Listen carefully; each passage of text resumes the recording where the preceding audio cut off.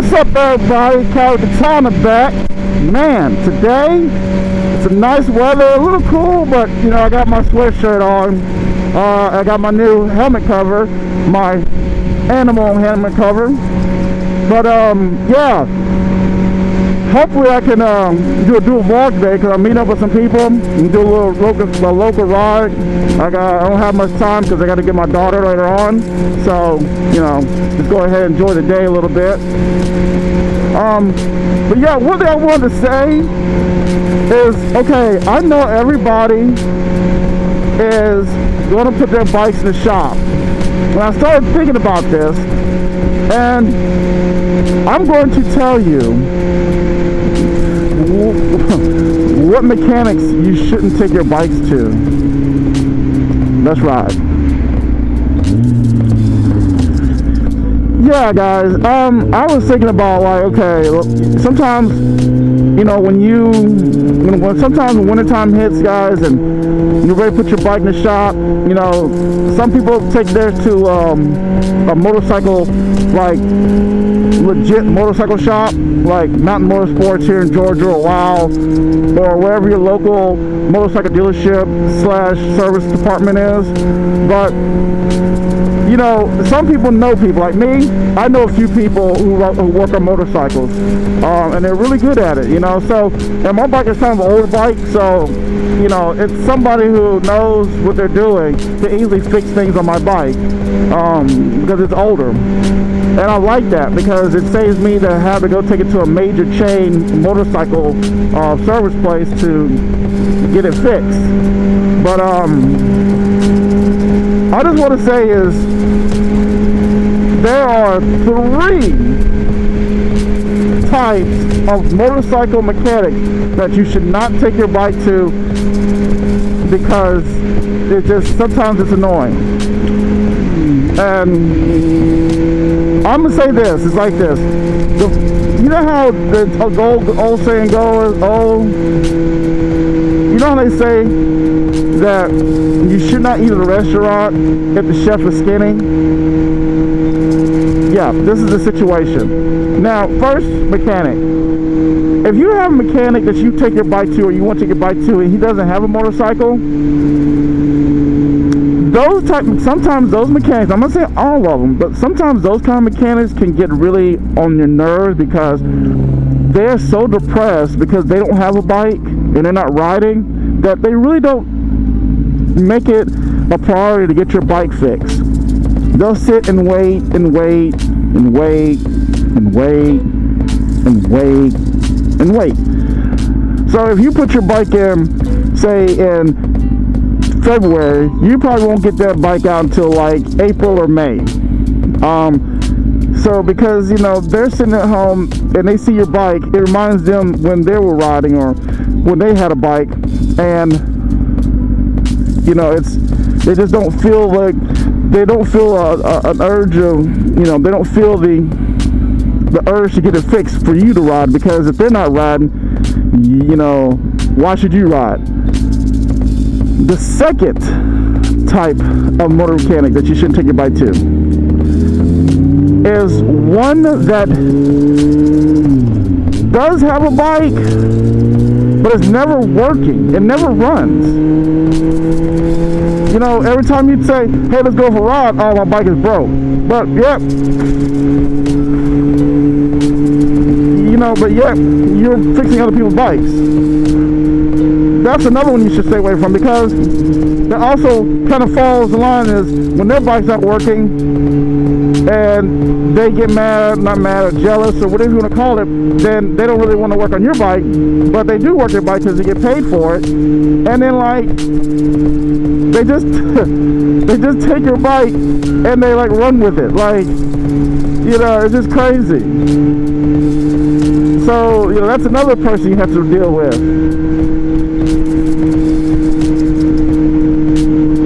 So and the third type of mechanic that you shouldn't go with is one that overcharges you for simple stuff. Like, I've seen people go take their bikes to a mechanic for routine maintenance, and then they charge the person up the wazoo. Like seriously, just too much money. You gotta stay. You know, the thing is, you should always price compare everybody. Like, you should go, if you know a couple people, you ask them, hey, how much is this? If this, you know, and then you go to, even though if they give you a low price, you still go and, you know, say, hey, well, what about this price? Or what about this? But, you know, how much for this? How much for that? And just get a price check and go with the lowest one. But sometimes the cheaper one is not always a good one, because the cheaper one can also be the guy who doesn't really know much. So, you know, you just got to be careful on who you take your bike to. You know, because this is your baby, you know what I'm saying? This is a vehicle that you love, and you know what I'm saying? You don't want to be like treating it like it's a piece of garbage, you know. And also, if you're gonna get your bike fixed this summer, I mean over the winter, make sure you get good parts. Don't go too cheap on the parts. You know, don't go and say, oh, I see this chain for $25. No, or oh, I'm gonna go get you this used you know, this used sprocket. You know, don't do that. Certain things you need to buy new. Certain things you don't need to buy used or anything like that, because what's the point of spending even a few bucks on something that you're gonna have to replace within probably another month or so? You're just pretty much wasting your money. So make sure don't skip out on the good parts, you know, and be cheap on that. You know, put some time, money. If you can't afford it, then just save up until you can, because at the long run, it will help you in the end, because you don't want to be like riding and stuck in and out in the middle of nowhere. Something happens, and because you put some cheap used part on there, you know, that now your bike is broke down, and you could have prevented that by just spending the extra money and getting the right thing. You know, I've learned that lesson. I've learned that lesson because I went and bought a chain and sprocket last year, and it was like a cheapy one. It was the Velox or something like that, Volar, and the sprockets were good, but the chain was so cheap, because it would, like, every time I would ride, it just felt different, you know. And guys, if you're riding your bike and you've been riding your bike for years and you're used to your bike and you feel something's different, always check out what's wrong with it. No matter if it's just a slight twinge, just check it. Always check your bike. But I kept feeling something different when I'm riding, so I got off the bike at home and I would feel the chain would be so tight, and then I'd move it and then it'd be really loose. So when I found out that my chain stretched, so because it was a cheap chain, so what I did was I said, you know what, something like a chain, a sprocket, you cannot be cheap on. And I went and bought a DID motorcycle chain, which was like $200. I bought that, and I just felt like, yes, I needed to buy that chain. Let's see here. Let me not get killed here. Let me not get killed. Go ahead, mister.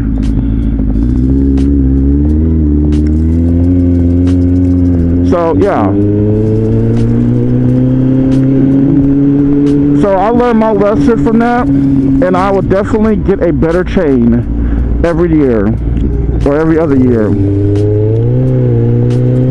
Because someone told me to make sure that you have a chain that has enough tensile strength to handle your motor, and every motor is different. So you make sure you test out or check out what tensile strength chain do you need for your bike. There's just some advice I'm giving you that I've learned.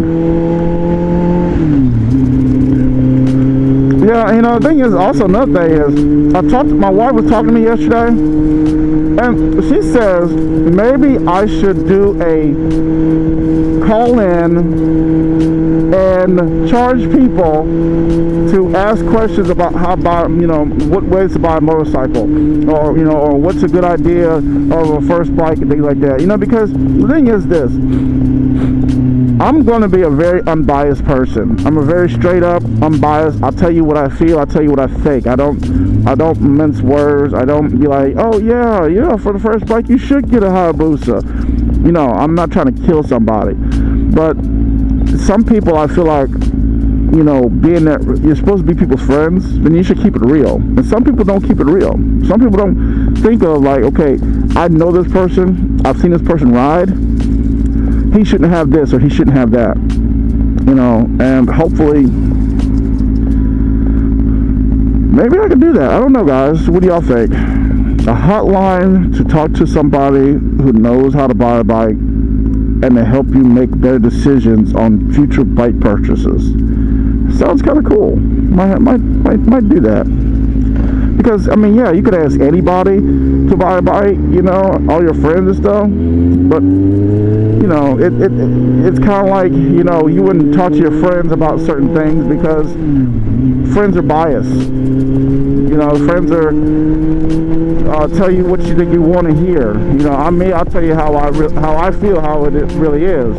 You know, and most time when I talk to people about motorcycles, I'm probably about 95% right about things, because, you know, after I tell somebody something and they go do what they want to do anyway, they find out that they should listen to me. I've had a lot of people say that. And am I a bike expert? Did I go to school for it? No, I didn't. But I have a lot of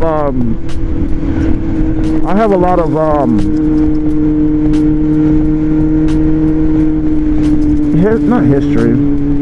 I have a lot of experience. I have a lot of life experience to be able to give people advice that's correct and that's what I've gone through personally. So yeah, you should you know, you should just look it up, guys. So I'm about to meet up with these people.